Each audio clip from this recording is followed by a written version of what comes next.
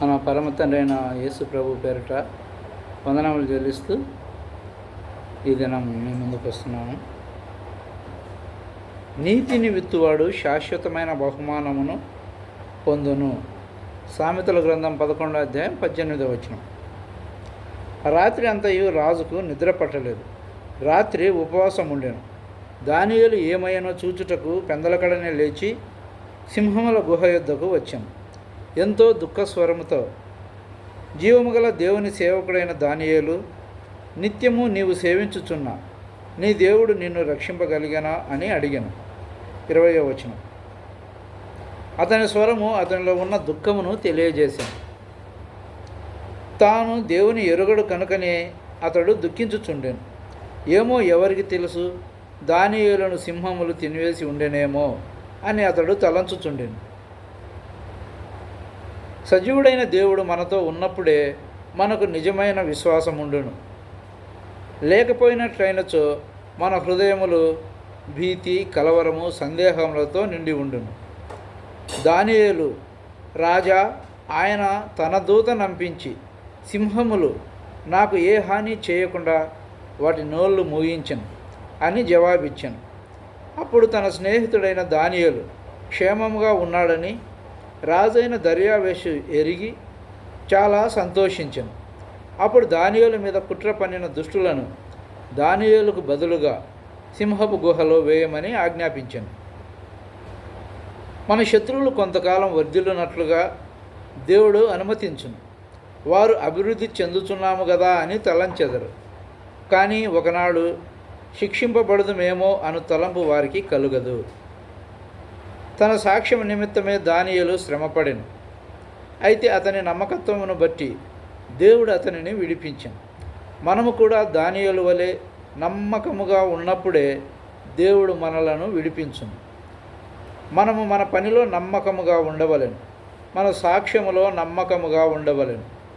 దేవుని అనుదినము ఘనపరచుటలోను, ముమ్మారు ఎట్టి భీతి భయము లేకుండా మోకాళ్ళపై దేవుని ప్రార్థించుటలోను, అన్ని విషయముల కొరకై దేవునికి కృతజ్ఞత చెల్లించుటలోను నమ్మకస్తులమై ఉండవలెను. అప్పుడు ఆయన మన పక్షముగా పనిచేసి మనకు విరోధముగా శత్రువు చేయి పన్నాగములను విఫలము చేయును. ఎడారిలో సెలయేళ్ళుండి చెరలో ఉంచబడినట్టు. గలతీ పత్రిక 3వ అధ్యాయం 23వ వచనం. గతించిన కాలంలో దేవుడు ధర్మశాస్త్రం అనే శిక్షకుని క్రింద మనిషిని ఉంచి దాని ద్వారా విశ్వాసానికి దారి సిద్ధపరిచాడు. ఎందుకంటే ధర్మశాస్త్రం మూలంగా మనిషి దేవుని న్యాయ విధిని తెలుసుకుంటాడు. దాని మూలంగా తన నిస్సహాయతను గ్రహిస్తాడు. దేవుడు ఇప్పటికీ మనలను విశ్వాసంలో బంధిస్తూ ఉంటాడు. మన మనస్తత్వాలు, పరిస్థితులు, పరీక్షలు, నిరాశలు ఇవన్నీ మనలను నలుమూలల నుండి కట్టివేసి విడిపించుకోవడానికి ఏకైక మార్గమైన విశ్వాస మార్గం వైపుకు మనం మళ్ళేలా చేస్తాయి. మోషే మొదట్లో తన స్వశక్తి చేత అధికారాన్ని, హింసని ప్రయోగించి తన ప్రజలను విమోచించాలని చూశాడు. దేవుడు అతన్ని 40 సంవత్సరాల అరణ్య ప్రదేశంలో బంధించి ఉంచాడు. అప్పుడే మోషే దైవ కార్యాలు చేయడానికి సమర్థుడయ్యాడు.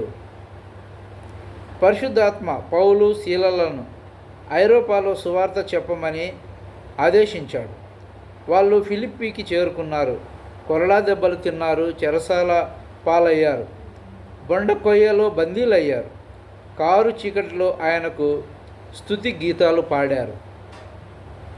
దేవుడు వారిని విడిపించాడు. యోహానును పద్మాసు ద్వీపానికి ప్రవాసం పంపించేశారు. విశ్వాసంతో అతడు బందీ అయ్యాడు. అలాంటి బంధకాలు లేకుంటే అతడు దేవుని మహిమాన్వితమైన దర్శనాలను చూసేవాడు కాదేమో. నీకు ఏదైనా పెద్ద ముప్పు వాటిల్లిందా? ఏదైనా గొప్ప నిరాశ కానీ, నష్టం కానీ, చెప్పలేనంత దిగులు కానీ సంభవించిందా? కష్టకాలంలో ఉన్నావా? ధైర్యం తెచ్చుకో. విశ్వాసంలో నువ్వు చెరలో ఉన్నావు. నీ కష్టాన్ని సరైన దృష్టితో చూడు. దాన్ని దేవునికి అప్పగించు. అన్ని విషయాలు సమకూడి జరిగేలా చేసే దేవునికి కృతజ్ఞతాస్థుతులు చెల్లించు. ఎన్నో దీవెనలు పొందుతావు. సాధారణ పరిస్థితుల్లో కనిపించని దీవెనలు, సహాయము, దేవుని నడిపింపు నీకు కనిపిస్తాయి. నీ చెర మూలంగా నువ్వే కాక నీ చుట్టూ ఉన్న చాలామంది గొప్ప వెలుగును, దీవెనను పొందుతారు. Praise the Lord. Thank you.